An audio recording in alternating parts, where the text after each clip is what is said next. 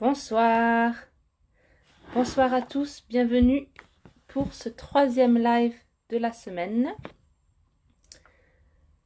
Je vais laisser le live démarrer tranquillement et puis je vais commencer dans quelques secondes. Le live d'aujourd'hui, le sujet du live d'aujourd'hui, pour ceux qui ont reçu mon email, on va discuter de la différence entre le marketing organique et les marketing stratégie payante. Et on va voir quels sont les avantages et les inconvénients entre le paid et l'organique. Donc voilà, je laisse le live se commencer un petit peu et puis dans quelques secondes, je vais démarrer. La première chose qu'on va voir, c'est quelle est la différence, quelle est la définition des stratégies payantes et des stratégies organiques, qu'est-ce que ça veut dire, qu'est-ce que ça implique, et ensuite on va voir les avantages et les inconvénients en fait des deux stratégies en fonction des plateformes que l'on veut utiliser. Parce qu'en fonction des plateformes que l'on veut utiliser, je pense qu'il y a plus ou moins d'avantages à utiliser l'autre ou l'une des stratégies. Donc le marketing organique, ça veut dire quoi ? Le marketing organique, ça veut dire tout simplement utiliser que des stratégies gratuites, ne pas utiliser de stratégies donc payantes ou sponsorisées. Donc c'est-à-dire publier votre contenu sur vos propres réseaux de façon gratuite. Vous pouvez faire de la stratégie payante, du paid sur vos propres réseaux aussi, mais là c'est vraiment laisser en fait la visibilité naturelle de vos contenus se faire. Cette visibilité naturelle dépend de plusieurs critères en fonction des plateformes et on va le voir et on va le détailler en suivant. Dans l'organique, on entend souvent SEO, donc la visibilité organique, c'est sur Google par exemple, c'est la façon dont vous allez être naturellement référencé sur Google. Bonsoir Marina, merci de te connecter. Comment tu vas aujourd'hui ? J'espère que tu vas bien. Donc j'étais en train de commencer à expliquer le thème d'aujourd'hui qui est la différence entre les stratégies paid et les stratégies organiques et qu'est-ce que ça inclut. Donc je commençais par faire une définition en fait de ce que ça veut dire de faire du marketing organique et d'avoir du contenu organique. Et donc je parlais du SEO parce que c'est une des facettes du marketing organique. Le SEO ça veut dire Search Engine Optimization, donc c'est optimiser en fait son référencement sur Google. Et donc faire du SEO, optimiser son SEO, c'est une des façons de faire du marketing organique. Sur les réseaux sociaux, ça veut dire tout simplement publier votre contenu sur les réseaux sans le sponsoriser ou sans faire de campagne de publicité. Les stratégies payantes incluent donc faire du contenu sponsorisé sur les moteurs de recherche à travers par exemple Google AdWords pour Google et le contenu sponsorisé sur les réseaux sociaux. Aujourd'hui, je ne vais pas parler du display, donc de faire du contenu payant sur des bannières. Je ne vais pas parler des stratégies d'influenceur marketing qui peuvent être considérées comme des stratégies payantes si vous payez un influenceur pour parler de votre marque. Et voilà, je vais principalement parler du paid social et du paid search, donc des stratégies payantes sur les réseaux sociaux et sur les moteurs de recherche. Donc, on va commencer par en fait, tout simplement, on va regarder quels sont les avantages et les inconvénients des deux stratégies. Donc, quand on parle d'organique, évidemment, le premier avantage quand on pense à faire au marketing organique, salut Marina, je viens juste de voir ton commentaire, c'est le premier avantage de faire du marketing organique, c'est que c'est gratuit, par définition. Donc, ok, ça, c'est un grand avantage par rapport au marketing payant, car au marketing payant, il faut justement avoir un budget publicité. Le marketing organique, c'est gratuit et c'est un deuxième avantage. Commençons par les moteurs de recherche. C'est que si vous arrivez à être bien référencé sur Google, eh bien le travail que vous faites, c'est un travail qui peut durer sur le long terme. Donc, une fois que votre site est bien référencé, ensuite, ce sera beaucoup plus facile de mieux le référencer ou de le laisser référencer dans le futur. Donc, je ne vais pas rentrer dans les détails de comment bien référencer un site, mais certains des aspects, et on m'a posé la question aujourd'hui en termes de SEO, certains des aspects sont aussi les inconvénients de cette technique-là. C'est que, un, ça prend beaucoup de temps. Deux, on n'est pas référencé de suite si vous venez de lancer votre site internet. Et 3, il faut quand même s'adapter au changement des algorithmes. Donc l'avantage, c'est que c'est gratuit et que c'est un travail qui peut durer sur le long terme. L'inconvénient, c'est que ça prend beaucoup de temps et il faut continuer à s'adapter aux algorithmes. On m'a demandé aujourd'hui combien de temps ça prend pour être référencé. Alors je ne sais pas s'il y a vraiment une règle, mais j'ai souvent lu qu'un site internet prend environ 3 mois pour commencer à être référencé sous ses mots-clés principaux, mais que je pense que 3 mois, c'est un peu le minimum pour commencer à être présent. Et ensuite, on peut dire que 6 mois, c'est une bonne période de temps si vous faites tout ce que vous avez à faire pour être bien référencé sur plusieurs de vos mots-clés. Les mots-clés, ce sont en fait les mots que les gens tapent quand ils font une recherche dans le moteur de recherche. Et donc, votre site internet peut être référencé pour plusieurs mots-clés en fonction du type de contenu que vous publiez sur votre site internet. Donc, on l'a vu, c'est gratuit. On l'a vu, c'est bien parce que c'est un travail qui dure sur le long terme. En revanche, ça peut prendre beaucoup de temps. On sait que ça peut prendre au moins 3 mois à 6 mois pour commencer à être bien référencé. C'est quelque chose qui doit ensuite être maintenu. Google, par exemple, aime beaucoup les sites internet qui sont mis à jour très régulièrement et donc on est encouragé à publier du contenu très régulièrement et à mettre à jour le vieux contenu qui a été publié il y a un moment. Je ne sais pas si ça va, Marina, mais je vois que tu te connectes et tu te déconnectes à chaque fois. Alors, je ne sais pas s'il y a un bug. Mais bon, moi, ça me dit que je suis live, donc je vais continuer. Quand on compare à une contenu de stratégie payante sur Google, donc là, bon, le premier inconvénient, entre guillemets, c'est qu'il faut commencer par investir de l'argent avant d'avoir son retour sur investissement. Par contre, on peut avoir des résultats beaucoup plus rapides parce que on peut se positionner sur des mots-clés que les gens sont en train de chercher.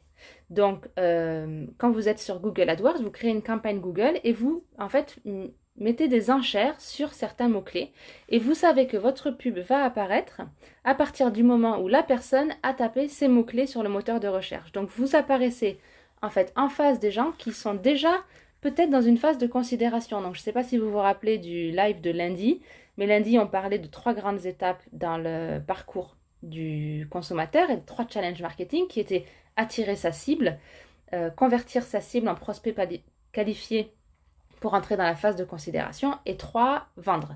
Et la phase de considération est une phase très importante, c'est la phase où le client ou le consommateur, il sait qu'il est prêt à acheter et il est en train de regarder ah, t'es en voiture, Marina, ok. Il est en train de regarder, en fait, différents éléments pour l'aider dans sa prise de décision. Notamment, il peut peut-être regarder la concurrence, etc. Donc, si il fait une recherche sur un moteur de recherche, c'est qu'il est potentiellement intéressé, en fait, par ce produit, par ce service, par votre marque, ou il fait peut-être une recherche par rapport à un problème qu'il a et qu'il aimerait trouver une solution. Et donc, si vous apparaissez sous ses yeux à ce moment-là, vous savez qu'il est potentiellement intéressé par ce que vous avez à lui dire, parce que c'est lui qui a fait la demande en fait. C'est pas vous qui en fait projetez une publicité sous ses yeux sans qu'il ait rien demandé. Donc il y a un grand avantage à faire de la pub sur Google. Vous pouvez cibler aussi des audiences. Voilà, c'est très ciblé au niveau des audiences.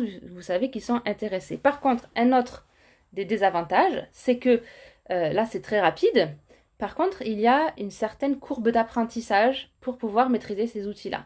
C'est plus facile de faire du marketing organique, on va dire c'est moins sophistiqué une fois que vous savez publier du contenu sur les réseaux sociaux ou sur votre site internet que d'apprendre à utiliser les outils mis à disposition pour faire du paid media.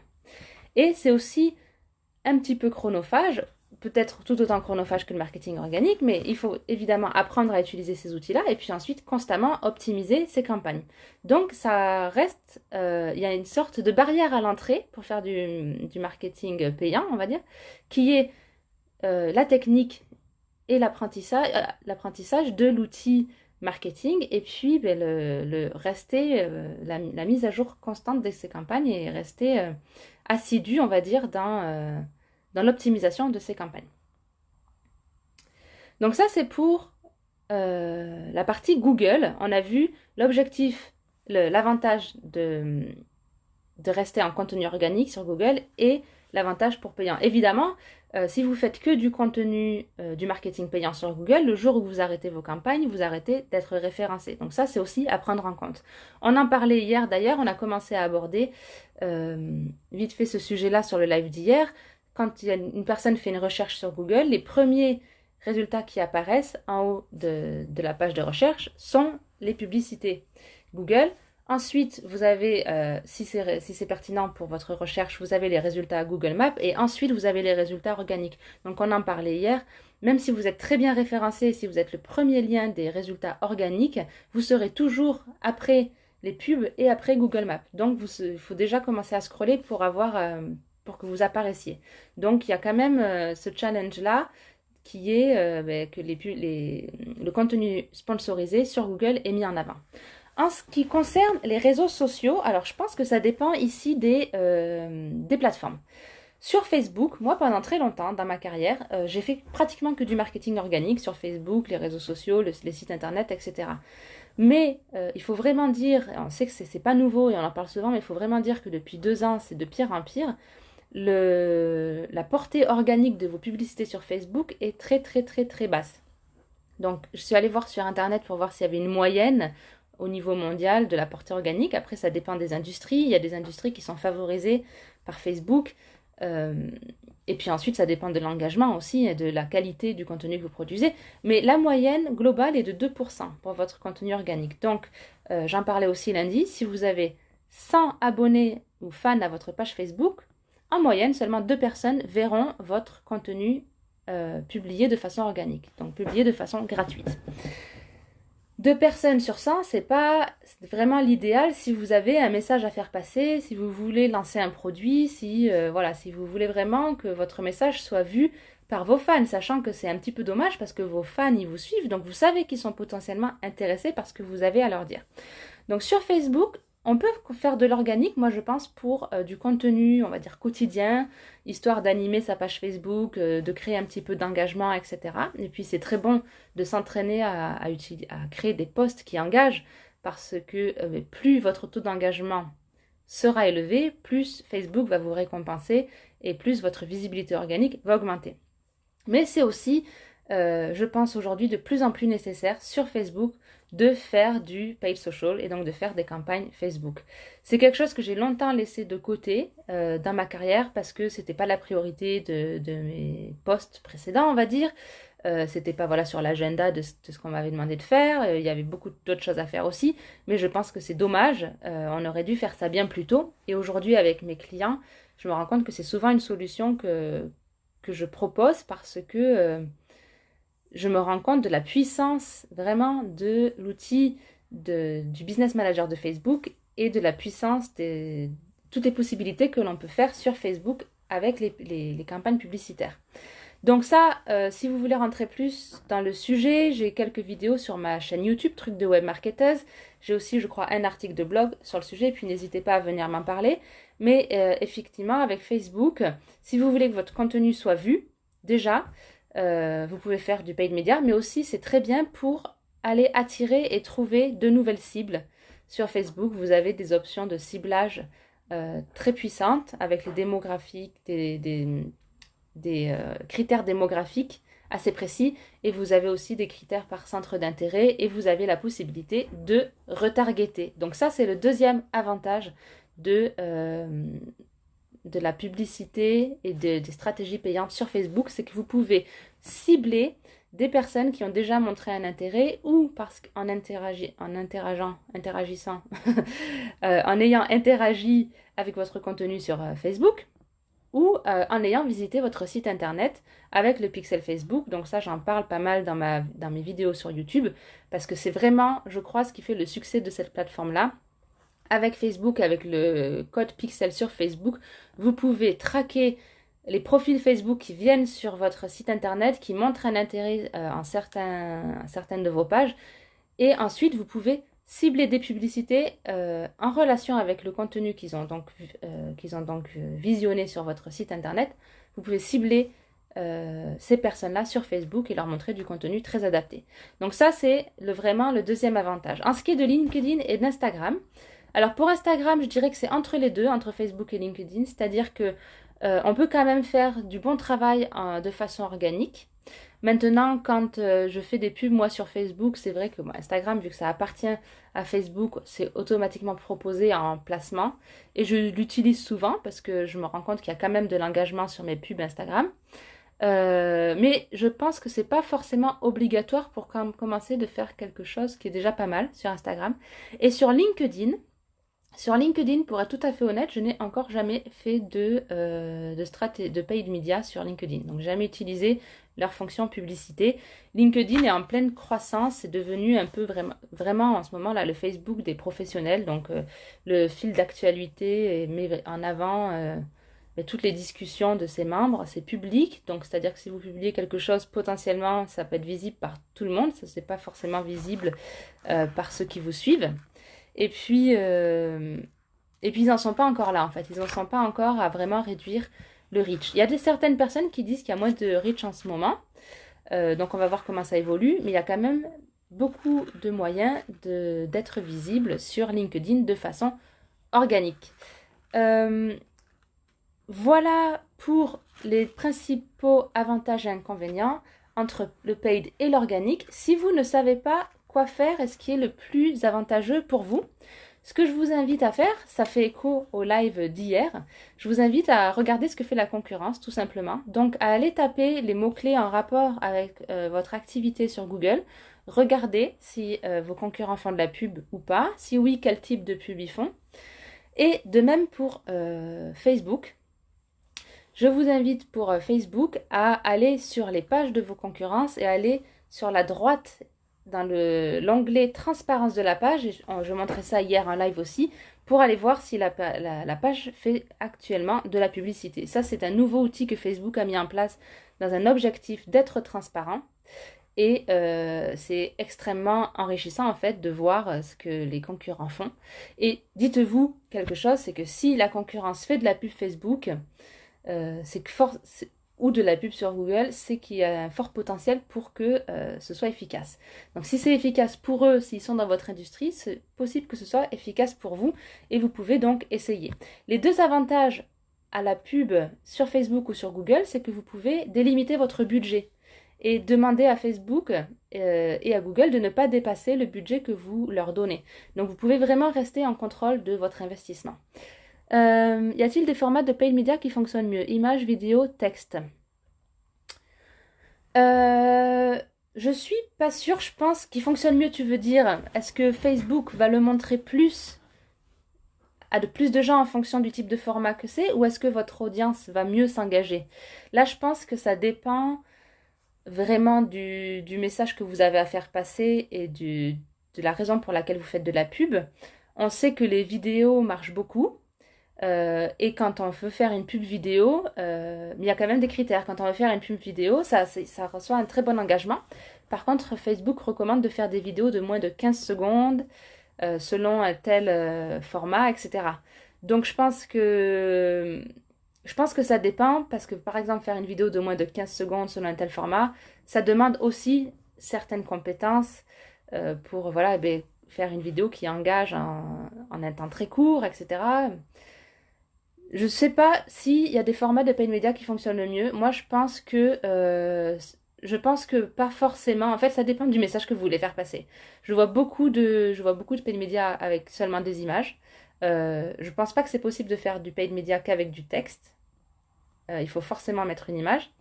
La longueur de texte, là encore, tout dépend de ce que vous avez à raconter. Moi, j'ai vu beaucoup ces derniers temps de très longs posts, un peu en mode storytelling sur Facebook, par exemple.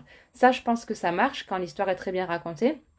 Mais c'est pareil, allez voir ce que font vos concurrents. Si vous êtes dans le e-commerce, que vous faites une pub promotionnelle sur un produit, sachant que seulement les 3 lignes sur Facebook sont affichées avant qu'il y ait marqué le afficher plus, ben parfois 3 lignes ça peut suffire pour inciter à l'action. Si c'est voilà, vous faites un marketing promotionnel, si vous cherchez à vendre ben votre personal branding et votre histoire avec ça, ça peut être intéressant d'avoir un texte plus long. Les vidéos, ça marche bien, mais encore une fois, Facebook recommande de les faire de moins de 15 secondes. Alors, ça dépend quel type de vidéo vous voulez faire en 15 secondes. Voilà, je pense que ça dépend. Je pense pas que ça dépende vraiment du format. En fait, ça dépend du format en fonction du type de message que vous voulez faire, mais en fonction de Facebook, si c'est une vidéo, vous allez dire à Facebook que c'est une vidéo. Donc, dans ces cas-là, c'est peut-être mieux d'utiliser l'option vidéo, les vues de vidéo, optimiser le nombre de vues de vidéo si vous voulez que la personne regarde votre vidéo. Et si c'est pour un paid media en format image, là, vous avez plusieurs possibilités. Ça peut être juste d'augmenter la portée organique, enfin augmenter la portée, pardon, pas organique, ou amener du trafic vers un site internet, etc. Ok, et sponsoriser du gratuit est plus efficace, j'imagine. Quand tu dis sponsoriser du gratuit, qu'est-ce que tu entends par là? Tu parles de booster les posts sur Facebook?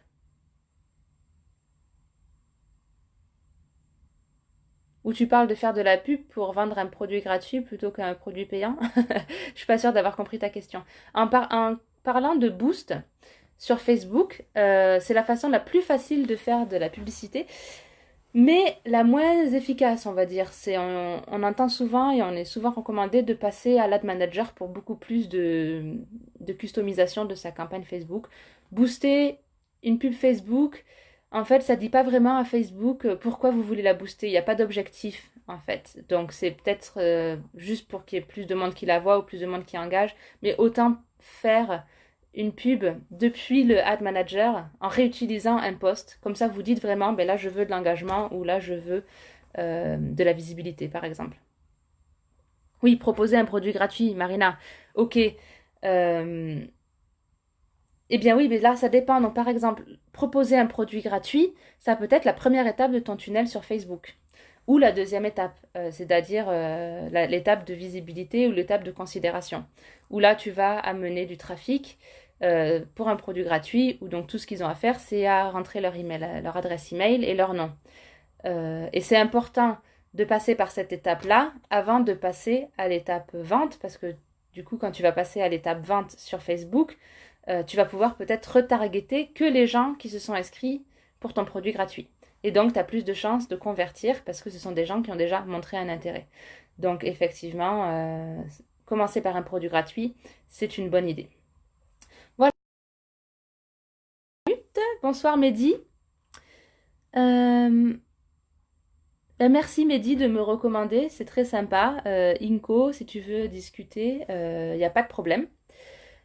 Oui, Marina, ou une offre gratuite. Par exemple, tu parles de faire une offre un échantillon de ton service. C'est ça que tu veux dire? Proposer, faire la promotion d'un échantillon de ton service, par exemple, une heure gratuite avec toi, etc. Oui, oui, oui. Donc, dans un tunnel de vente, c'est ce qu'on appelle le lead magnet. Donc, de la même façon que tu vas faire un tunnel de vente en proposant donc un produit gratuit ou un échantillon gratuit à ton audience, de façon organique, tu fais pareil sur Facebook en fait. Facebook recommande de faire d'abord une campagne de visibilité. Donc, juste peut-être faites parler de vous à travers un post Facebook ou un lien vers votre site internet, mais l'objectif, ce n'est que la portée.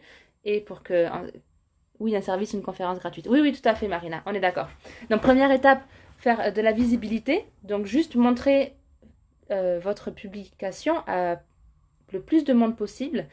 Et là, dans ces cas-là, Facebook, il va vraiment le montrer à plus de monde possible avec un objectif de visibilité. Donc, il ne va pas forcément targeter les gens qui sont plus susceptibles d'engager avec votre contenu, mais il va voir ensuite, en le montrant au maximum de personnes, qui réagit positivement à votre contenu, qui clique pour lire plus, qui clique sur le lien pour voir votre site web, qui visite votre page, par exemple, ensuite.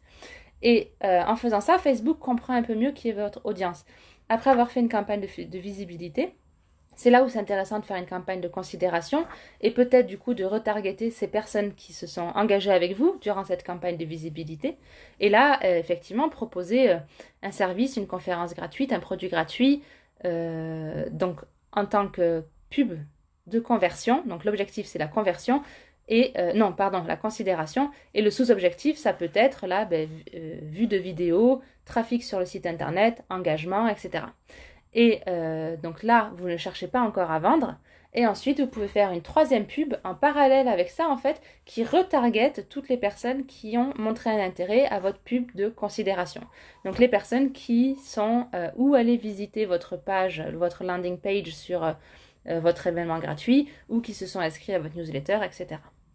Voilà, ben ça fait 25 minutes qu'on est connecté. Donc c'est tout pour aujourd'hui. Merci Marina pour tes questions. Merci Mehdi de t'être connecté. Si vous avez une autre question avant qu'on se laisse, n'hésitez pas. Et puis sinon, je vous dis à demain pour un autre live à 4h30. Et aussi, si vous voulez être averti des prochains lives à l'avenir et que vous n'êtes pas encore sur ma newsletter, je crois que j'ai mis le lien pour s'inscrire à ma newsletter dans le post qui faisait la promotion de ce live. Je peux la remettre en commentaire aussi en suivant. Voilà, je vous souhaite une très très bonne soirée et puis je vous dis à demain et ou à vendredi si vous ne pouvez pas vous connecter. Ciao ciao!